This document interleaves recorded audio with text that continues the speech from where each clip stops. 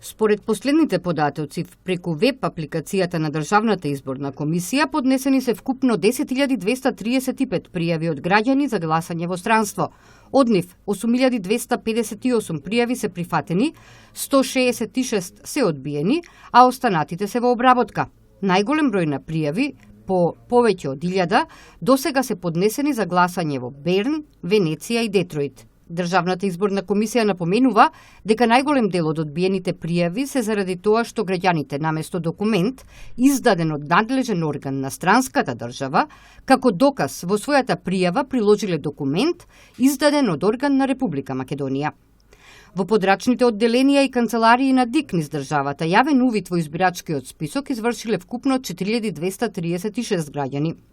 Во однос на пријавувањето на 29.858 граѓани, чии записи по извршените вкрстени и теренски проверки останале неконзистентни во избирачкиот список, ДИК информира дека заклучно со вчера, преку веб апликацијата пријавување за запишување во избирачкиот список извршиле вкупно 552 граѓани.